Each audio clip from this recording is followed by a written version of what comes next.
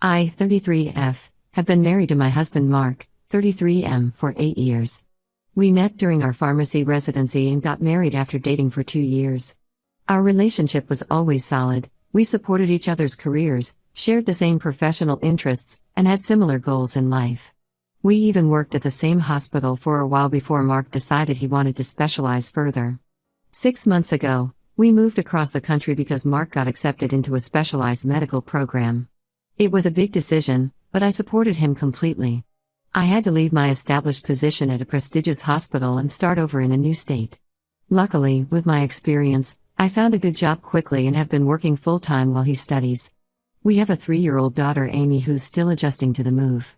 The transition hasn't been easy, new daycare, no family nearby, and both parents busy with work and school. But we were managing okay until September when things started changing. Mark began his program in July with 15 other students. One of them is Carol, 30F, who I met briefly during orientation. She seemed nice enough then, married, moved here for the program just like us, professional. Nothing stood out about her initially. Everything changed during a vendor fair at his school in September. I took time off work to go with Mark because they were offering student discounts on equipment we both use in our field. While we were looking at displays, Carol came over to say hi. What happened next still bothers me when I think about it. Mark immediately launched into this excessive praise about her skills. He kept saying she's the best here, you should see her technique, everyone knows she's going to be top of the class. Then he announced he was going to ask her to do his procedure, something I've been offering to do for the past 3 years since it's literally my specialty. I've brought it up countless times, but he always said he wasn't ready or needed more time to think about it. Standing there listening to him praise her expertise over mine felt like a slap in the face. What made it worse was Carol's fake modest response, "Oh stop, I'm not that good, you're just saying that," while clearly enjoying the attention. I stayed quiet because I didn't want to make a scene, but it hurt. Things got worse after that. A few weeks later, he was complaining about their pharmacology final. He made this comment about how another classmate Amber was asking a male student for help when her husband was a pharmacist. I couldn't help pointing out the irony, I'm a pharmacist too, but he prefers Carol for his procedure. His response floored me. He got this nervous look and said, "It's different, those two pharmacists are from different countries. You and Carol are both from here, one is just better than the other." The moment the words left his mouth, he tried backtracking, "Well no, I didn't mean it that way, you know what I'm trying to say." I was getting ready for my hospital shift and didn't have time for an argument, so I just laughed it off with "keep talking and we'll end up divorced" and left. Inside, I was crushed. My husband of 8 years basically admitted he thinks his classmate is better than me at our shared profession. After that incident, I started paying more attention to how often he talks about Carol. It's constant, "Carol said this in class, Carol's technique is amazing, Carol made this funny comment." Then I found out she's having marriage problems. When I asked how he knew, he proudly told me she confided in him personally, not their study group, just him alone. They have a study group with 3 other women, but apparently Carol chose to cry to my husband privately about her marriage issues. I tried explaining to him that this level of emotional intimacy with another woman makes me uncomfortable. He dismissed my concerns, saying I was being oversensitive and that he can't be rude to a classmate. But it's gone way beyond normal classmate interaction. This morning was the last straw. I woke up early and saw him texting her before he even said good morning to me. He was asking how she slept, sending her pictures of his breakfast, telling her to make coffee for him if she gets to school first. She replies with heart emojis and cutesy messages. Who texts their married classmate first thing in the morning? We barely see each other anymore between my hospital shifts, his classes, and caring for Amy. The little time we do have together is now tense because whenever I try to discuss my concerns, he gets defensive. He uses this manipulative tactic of saying, "Fine, I just won't talk to anyone anymore if that makes you happy, or I guess I should just drop out since you can't handle me having female classmates." Yesterday, while he was in the shower, his phone kept buzzing with messages. I know I shouldn't have looked, but something in my gut told me to check. Carol had sent him this long message about her marriage problems, saying she feels more understood by Mark than her own husband. His response made my blood run cold. He told her she deserves better and suggested meeting outside of school to talk more. When I confronted him, he exploded about privacy invasion and called me controlling. He said I was turning innocent friendship into something it wasn't. But if it's so innocent, why hide it? Why meet secretly? Why text constantly? My sister Sarah, 35F, thinks I should trust my instincts. She went through something similar with her ex who also claimed his coworker was just a friend until she caught them together. My best friend Emma, 34F, lost her marriage the same way. It started with innocent texts and coffee meetings before class. I feel like I'm going crazy. I moved across the country, left my job, started over in a new state, and I've been supporting our family financially while he studies. Now I'm watching him develop feelings for someone else while being told I'm paranoid for noticing. The worst part is, I think he genuinely believes he's done nothing wrong. Am I really being oversensitive? Is this normal student behavior that I'm misinterpreting? Should I be more understanding of him having female friends? I just can't shake the feeling that something isn't right. Update 1 first, I want to thank everyone who commented on my original post. Reading your responses made me realize I wasn't being paranoid. Many of you noticed red flags I'd been trying to ignore. Things have gotten significantly worse since I last posted. After reading comments suggesting I trust my instincts, I decided to do some investigating. What I found made me sick to my stomach. I started by checking our phone records. Mark and Carol exchange hundreds of texts daily, often late into the night when he claims he's studying. Most concerning are the patterns, messages starting at 6 a.m., before he even gets out of bed, and continuing until midnight or later. There are dozens of lengthy phone calls too, always when I'm at work or after I've gone to bed. Last week, I ran into Lisa, 31F, another student from their study group, at the grocery store. She made a comment about how close Mark and Carol have become. When I pressed for details, she seemed uncomfortable but eventually told me some things that confirmed my worst fears. Apparently, Carol's marriage troubles conveniently started right after she met Mark. Lisa said Carol barely spoke about her husband James, 32M, during the first months of the program. But after getting close to Mark, she suddenly started complaining about James constantly. Lisa also mentioned that Carol's behavior changes completely when Mark's around. She gets flirty, laughs at all his jokes, and always manages to sit next to him. The biggest shock came when James himself reached out to me on Facebook. He sent a long message explaining that Carol told him I was a controlling wife who wouldn't let Mark have female friends. She painted me as some jealous psycho who was causing problems in their innocent friendship. James reached out because he noticed Carol becoming increasingly distant and staying late for study groups that he later discovered didn't exist. James and I compared notes, and the timelines matched perfectly. Carol started pulling away from him right when her friendship with Mark intensified. She's been making excuses about late labs and study sessions, the exact same times Mark tells me he's at the library. Speaking of lies about his schedule, I discovered something that proves he's been deliberately deceiving me. Mark told me he has mandatory evening labs on Tuesdays and Thursdays until 8 p.m.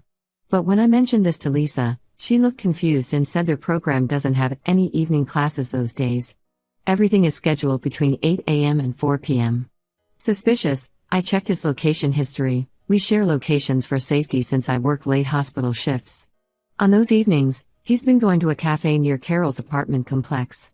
Not the school library like he claimed, not the study rooms, but a small cafe just 2 blocks from where she lives. The final straw was finding unexplained charges on our joint credit card. Dinner for 2 at romantic restaurants, movie tickets, even a jewelry store purchase, all on evenings he was supposedly studying.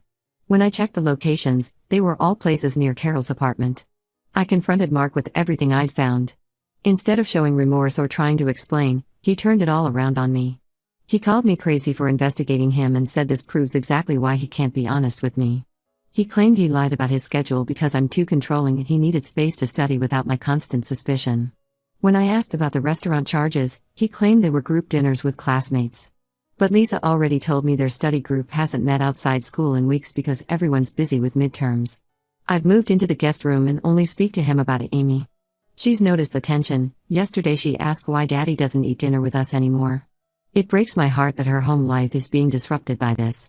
Mark's family is now involved, but not in a helpful way. His mother called me crying about how I'm destroying her son's chance at a better career by not trusting him to have female friends. His sister, who I was once close to, sent me a long text about how I'm being paranoid and need to work on my insecurities. They don't know about the lies, the secret meetings, or the credit card charges because Mark's only told them his version of events. My parents think I should take Amy and stay with them for a while. They live 3 hours away and have offered to help with childcare while I figure things out. Part of me wants to go, but I'm worried about disrupting Amy's routine even more. She just started making friends at her new daycare, and I don't want to put her through another move. I've started documenting everything, the phone records, credit card statements, screenshots of his location history, and my conversations with Lisa and James. My sister says I need to protect myself in case things get worse.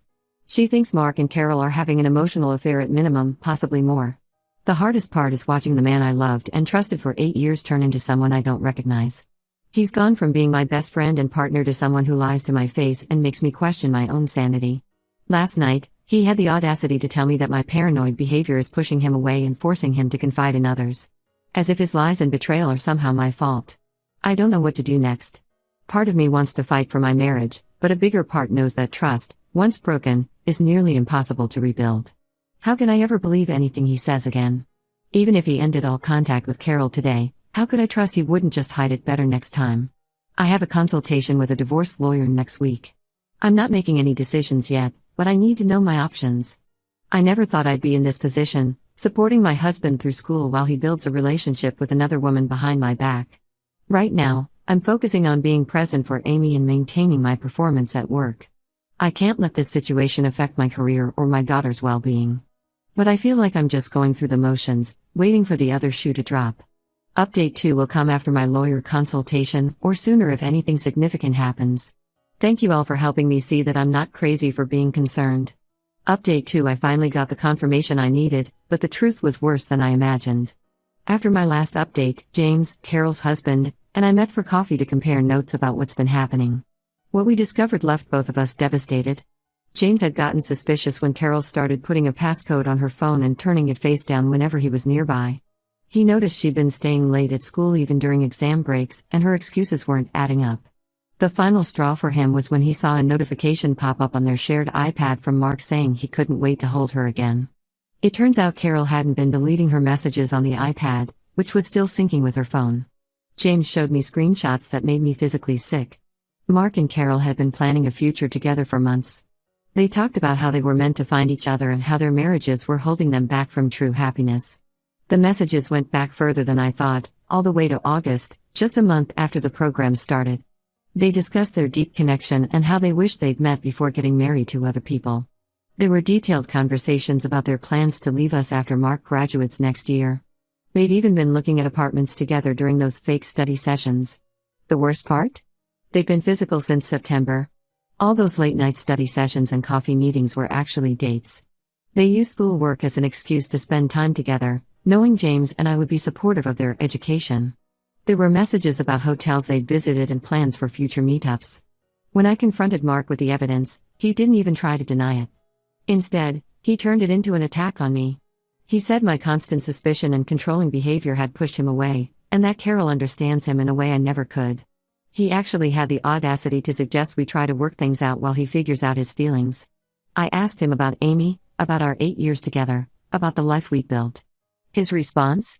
Sometimes people grow apart. Carol and I have a connection I can't ignore. I never meant for this to happen, but I can't help how I feel.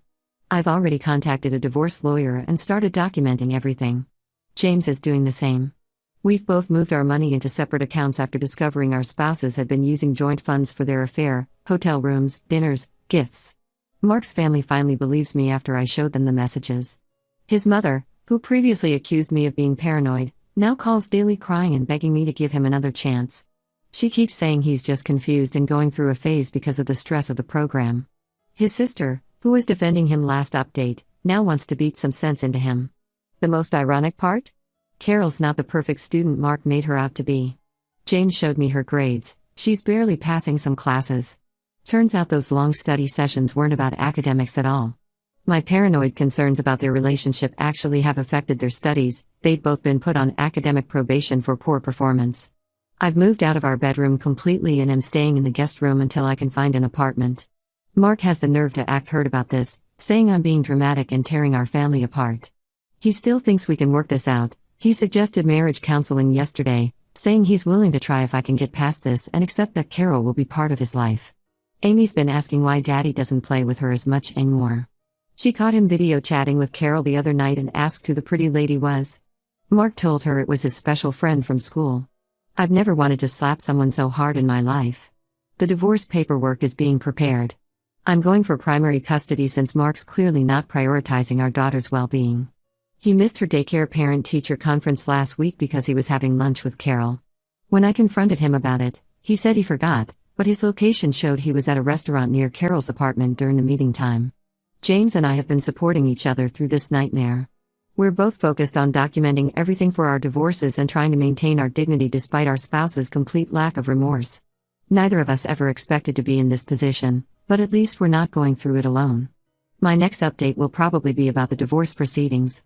Mark still doesn't know I'm filing. I'm waiting until everything is in order. Given how he's been acting, I expect him to make this as difficult as possible once he realizes I'm serious about leaving. To everyone who told me to trust my gut and investigate further, thank you. You helped me find the truth before they could blindside us with their love story next year.